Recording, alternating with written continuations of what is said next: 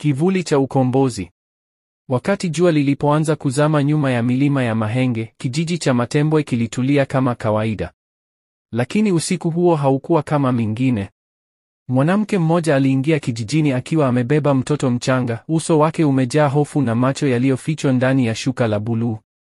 Alitembea kwa haraka bila kuangalia nyuma, akionekana kama mtu aliyekuwa akikimbia kivuli kisichoonekana. Hakujua kama alikimbilia usalama au hatari nyingine. Jina la mwanamke huyo lilikuwa Rehema. Alitoka kijiji cha mbali kilichoteketezwa na mapigano yasiyoeleweka, si ya silaha wala mabomu, bali mapambano ya kiroho na imani. Alikuwa akimkimbiza mtoto wake Amani kutoka mikononi mwa watu waliotaka kumchukua kwa sababu za ajabu.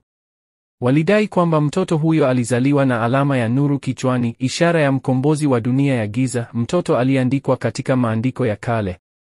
Wakazi wa Matembwe walimkubali Rehema kimya kimya, walimpokea kana kwamba walihisi hofu yake. Hata hivyo, kadiri siku zilivyozidi kusonga, baadhi yao walianza kushuku. Kulikuwa na mambo ambayo hayakueleweka. Mbona huyu mtoto hatulii hata saa moja? Mbona usiku wakiingia ndege weusi huzunguka hewani kama mawingu? Walijiuliza wazee wa kijiji. Miaka ikapita, Amani akakua. Alikuwa mtoto wa ajabu. Alikuwa mwepesi wa kuelewa mambo, aliweza kuzungumza na wanyama, alikumbuka mambo yaliyotokea kabla hajazaliwa, na kila alipokuwa na hasira, upepo ulivuma ghafla kana kwamba dunia ilijibu hisia zake. Watoto wenzake walimpenda, lakini pia walimwogopa. Kila mtu kijijini alihisi kuwa kuna jambo kubwa lisiloeleweka linamzunguka kijana huyo. Siku moja, akiwa na miaka 13, Amani alipotea msituni kwa siku 3. Rehema alilia machozi ya damu, kijiji kizima kilimtafuta lakini hakupatikana. Aliporudi alikuwa tofauti. Alionekana ametulia sana, macho yake yalikuwa ya kina kirefu yasiyosoma bali yanayojua. Alizungumza kwa sauti ya ajabu kana kwamba haikuwa ya kwake. Alijua majina ya watu ambao hakuwahi kukutana nao, aligusa udongo na kuufanya utoe maua, na kwa sauti ya udhabiti alisema mbele ya wazee wa kijiji, wakati wa giza umekaribia. Mwangaza upo ndani yangu, lakini hautatosha bila ninyi. Rehema hakumudu tena kuficha ukweli.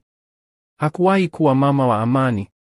Alikuwa mlinzi wa ukoo wa watunza siri. Miaka mingi iliyopita alipata maagizo ya kuiba mtoto huyu kutoka kwa jamii ya kale waliotaka kumlea kama silaha ya kuharibu, si kuponya. Alimchukua kwa siri, akamlea kwa upendo, akitumaini siku moja atakuwa tofauti. Amani hakulalamika alipofichuliwa ukweli. Hakulia, hakughadhibika.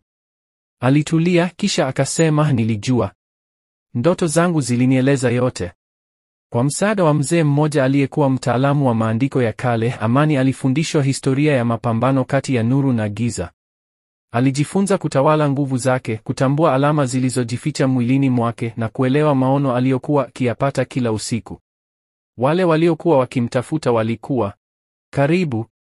Walikuwa wameanza safari ya kuja Matembwe, si kwa magari au punda, bali kwa njia ya upepo, giza na hofu ya mioyo. Usiku wa tarehe 13 mwezi wa 7, anga lilijaa mawingu meusi yasiyo ya kawaida. Viumbe wa giza walifika, si kwa mapanga wala bunduki, bali kwa hofu na ndoto mbaya. Walitumia hofu ya watu kama silaha. Watoto walianza kulia bila sababu, mimea ikanyauka, watu wakasahau majina yao wenyewe. Lakini Amani hakutikisika. Alisimama mbele ya jamii yake, mikono juu, macho yakiangaza nuru ya ajabu. Akasema, hofu ni kivuli tu. Wakati wa nuru umefika, lakini lazima tuwe pamoja. Kwa mara ya kwanza, watu wa Matembwe walishikamana. Walishikana mikono, waliimba, walilia pamoja, walikumbatiana. Kila mmoja alimimina kile kilicho moyoni, hofu, huzuni na matumaini. Nguvu ya pamoja ikazaa mwanga mkubwa uliotoka ndani yao wenyewe.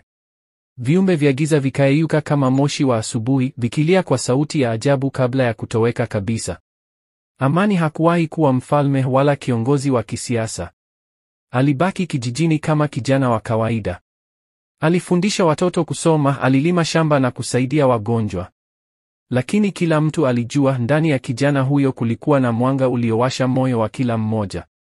Jina lake likawa sehemu ya, likiandikwa kwa heshima na hofu, Amani wa Matembwe, mkombozi aliyetuonyesha kuwa nuru haiko mbali, iko ndani yetu sote.